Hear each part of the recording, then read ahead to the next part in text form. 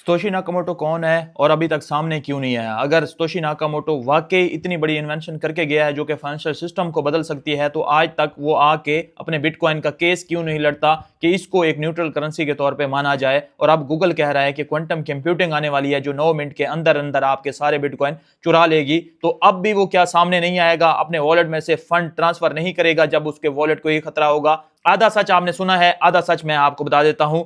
ऐसा नहीं है कि क्वांटम कंप्यूटिंग से सिर्फ बिटकॉइन या क्रिप्टो को खतरा है। ये एक फंड है जो फैलाया जा रहा है, उससे गवर्नमेंट्स को भी खतरा है, उससे आपके नेशनल आईडी कार्ड को भी खतरा है, आपके पासपोर्ट को भी खतरा है, आपकी व्हाट्सएप चैट्स को भी खतरा है। जो पर्सनल चीजें आप सेंड करते हैं उसको भी वो क्रैक कर लेगा, क्योंकि वो इतना ज्यादा फास्ट होगा, उससे किसी चीज को भी क्रैक किया जा सकता है। तो ये इंक्रिप्शन भी जो है क्रैक कर ली जाएगी, जो एंड टू एंड इंक्रिप्शन आप कहते हैं। अब जो है बिटकॉइन का देखें, उसको कैसे खतरा है। बिटकॉइन के ब्लॉक को कंप्लीट होने में 10 मिनट लगते हैं और गूगल कह रहा है कि 9 मिनट के अंदर अंदर ही वो पब्लिक की से प्राइवेट की निकाल लेगा। पब्लिक की होती है जो एड्रेस आपके पास होता है, जिस एड्रेस पे आपने भेजना हो। प्राइवेट की जो कि आपके पास सिर्फ होती है, आप किसी को नहीं देते, वो आपके पास ही रहती है। और जब कहीं आपने दूसरी जगह लॉगिन भी करना हो तो प्राइवेट की से जो है आप कर सकते हैं। किसी का फंड भी आपके पास आ सकता है अगर आपके पास प्राइवेट की है। तो जब पब्लिक की किसी की एक्सपोज हो जाएगी तो उससे प्राइवेट की भी वो क्रैक कर लेगा क्वांटम कंप्यूटिंग, और 9 मिनट के अंदर करेगा। 10 मिनट एक ब्लॉक को कंप्लीट होने में लगते हैं, तो वो उसके सारे के सारे बिटकॉइन जो है चुरा सकता है। लेकिन मैंने आपको पहले ही बताया है कि इससे खतरा सिर्फ बिटकॉइन या क्रिप्टो को नहीं है।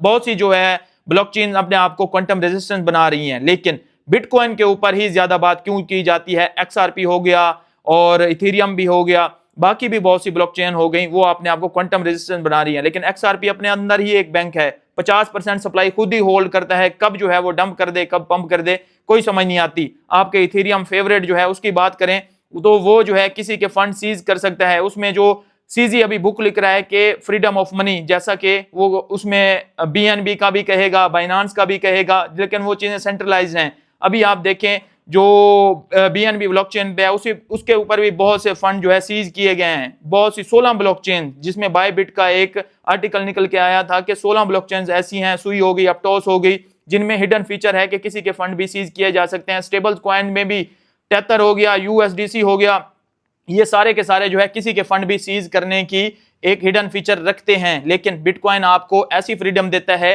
कि अगर कोई गवर्नमेंट किसी को कह देती है, जैसे अब जंग के सीन चल रहे हैं कि ईरान के बिटकॉइन सीज कर दो, तो कोई नहीं कह सकता। और अगर ये सारे डेवलपर, सारे माइनर और ये सारे के लोग अगर एग्री हो जाएं तो एक माइग्रेशन करने की जरूरत पड़ेगी और कुछ डिसीजन लेने की जरूरत पड़ेगी कि ओल्ड वॉलेट, जैसे सतोशी नाकामोटो अगर मर चुका है तो उसका वॉलेट लॉक कर दिया जाए, और ऐसे पुराने वॉलेट्स जो कि सालों साल से ही कोई उनमें एक्टिविटी देखने को नहीं मिली। तो इसी वजह से जो है मैं बिटकॉइन को लेके पॉजिटिव हूं। मुझे लगता है कि सिर्फ बिटकॉइन ही सेफ है, क्योंकि बाकी सारे जो है किसी ना किसी तरह से अपने अंदर एक सेंट्रलाइज्ड फीचर लाजमी रखते हैं जो कि आपके फंड सीज कर सकते हैं। सिर्फ बिटकॉइन ही आपको वो फ्रीडम देता है। और अगर ये सारे वॉलेट जो है लॉक कर दिए जाते हैं और ये अपग्रेड कंप्लीट कर दी जाती है क्वांटम कंप्यूटिंग से आने से पहले पहले ही, और क्वांटम रेजिस्टेंस बिटकॉइन को बना दिया जाता है, तो फिर क्या और मजीद इसके ऊपर फंड रह जाएगा? क्योंकि ऑलरेडी इतने फंड तो ये फेस कर चुका है और सब में जो है बेहतरी से निकल के आ चुका है। तो अब जो है आपने देखना है कि जियो पॉलिटिक्स सिनेरियो में भी देखिए, ईरान जो है युआन और बिटकॉइन को ले रहा है, स्टेट ऑफ हॉर्मज से शिप्स को गुजरने दे रहा है। लेकिन कल को उसका चाइना के साथ भी अगर मसला बनता है, अभी देखें रशिया उसकी सबसे ज्यादा मदद कर रहा है, लेकिन फिर भी वो युआन ले रहा है क्योंकि उसका एक जो है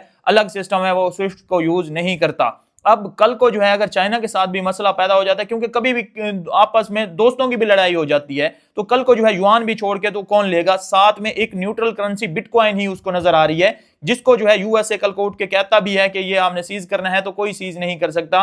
हर किसी के पास इंडिपेंडेंट वो अपना ही रहता है। तो इस तरह से जो है मैं इसी वजह से जो है अभी तक बिटकॉइन को लेके पॉजिटिव हूं, और मुझे लगता है कि ये 9 मिनट में जो आपके बिटकॉइन चोरी होने वाला सीन है, ये भी एक फंड ही लगता है।